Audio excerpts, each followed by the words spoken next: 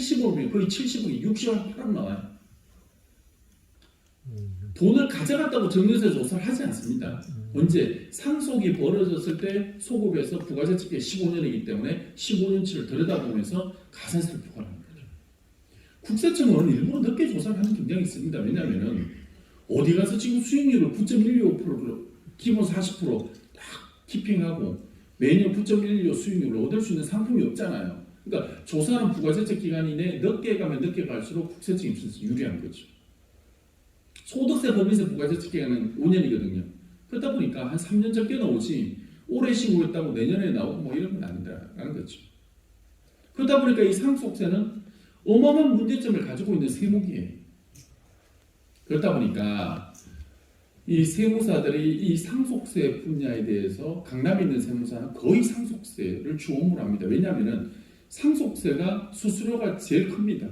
재산 크기에 따라 비례적으로 받는 어떤 기본적인 비용이 있을 것이고 또 어떤 이슈나 쟁점화가 있을 때 거기에 대해서 어떤 디펜스를 하면서 받는 비용이 있기 때문에 상속세를 주력으로 하는 세무사들이 상당히 많습니다.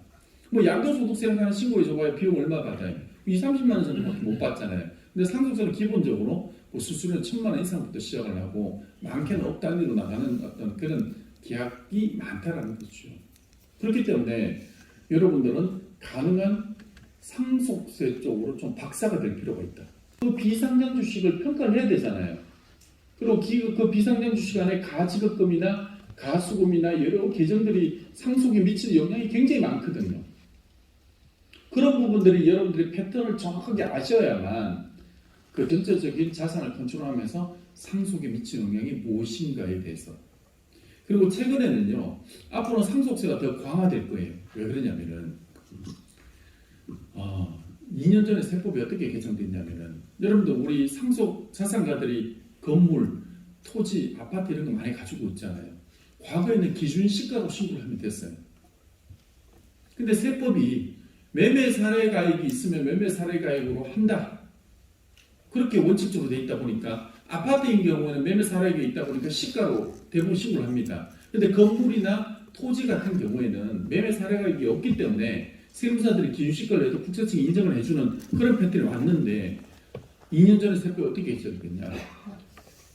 조사 공무원이 그러니까 재산평가심의위원회를 통해서 감정을 받는 경우 시가로 인정한다. 이렇게 지금 상속세법이 개정되어 있습니다. 그래서 지금 어떤 일이 벌어지느냐.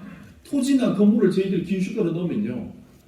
조사 공무원들이 감정을 받아버려요. 그래서 시가로 때려버립니다. 만약에 건물이 100억짜리가 있다면 기준시가가 한 50억 정도 할 거예요. 50억씩 넣는데 100억으로 감정해서 때려버리면 추가 상속세가요 거의 뭐 30억, 20억 이렇게 부지기수로 나와요. 그래서 저희들이 지금 상속세 신고 넣을 때는 기준시가로 만약에 신고해달라 그러면 확인서를 받습니다. 이거 나중에 과세될 때 문제 생기면 세무대리인 책임 없다는 거. 그래서 앞으로 상속세 범위는 점점 커질 것이고 상속세가 나오는 부담이 점점 커질 거예요. 여러분들 대표이사 만나면은